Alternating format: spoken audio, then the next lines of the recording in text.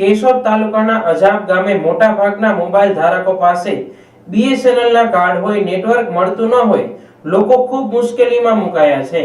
અજાબ ગામના સરપંચ મગનભાઈ અગેરાએ BSNL કંપનીના general મેનેજરને આ બાબતની રજૂઆત કરતા તેમના તરફથી જણાવવામાં આવેલ તે મુજબ છેલ્લા 1 મહિનાથી ભારત દેશની અંદર મોટા ભાગના BSNL ના 2G કાર્ડ બંધ કરવામાં આવ્યા છે અને નવા 4G કાર્ડ આપવામાં આવે છે, પરંતુ અજાબમાં રહેતા વૃદ્ધ માતા-પિતાઓ બહાર ગામ રહેતા પોતાના બાળકો સાથે કાયમી ધોરણે કોન્ટેક્ટ માટે BSNL ના કાર્ડ ધરાવે છે, જે કાર્ડ 2G હોય જેથી તેઓ ખૂબ હેરાન પરેશાન થાય છે।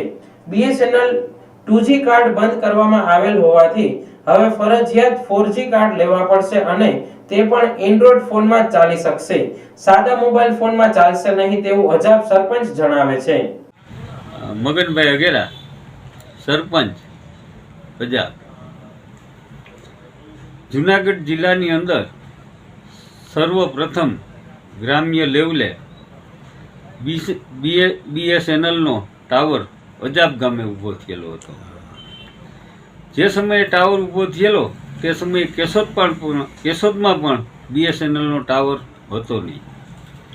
એ સમયે અજાબની અંદર મોટા ભાગના લોકોએ BSNLના કાર્ડ લીધેલા હતા।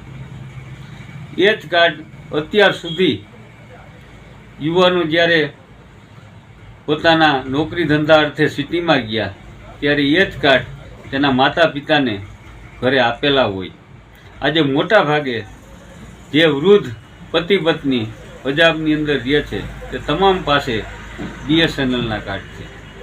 જ્યારે BSNLના કાર્ડ 2G હોય, જૂના કાર્ડ બધા કેન્દ્ર સરકારના નિયમ પ્રમાણે છેલ્લા 1 મહિનાથી 2G કાર્ડને આખા દેશની અંદર રદ કરવામાં આવેલા છે, જ્યારે 4G કાર્ડ નવા આપવામાં આવે છે, પરંતુ 4G કાર્ડ એન્ડ્રોઇડ મોબાઈલમાં જ ચાલુ હોય। જૂના જે મોબાઈલ છે, વૃદ્ધ માણસો પાસે મોબાઈલ છે તે એન્ડ્રોઇડ ના હોય, સાદા મોબાઈલ હોય, તેની અંદર 4G કાર્ડ ચાલી શકતા નથી। માટે આ મુશ્કેલી માટે આજે GM સાથે વાત કરતા તેણે પણ સ્વીકાર્યું કે તમારી મુશ્કેલી સાચી છે, પણ એનો કોઈ ઉકેલ આવી શકે તેવું નથી। ફરજિયાત 4G કાર્ડ લેવા પડે એવી સ્થિતિ ઊભી થઈ છે।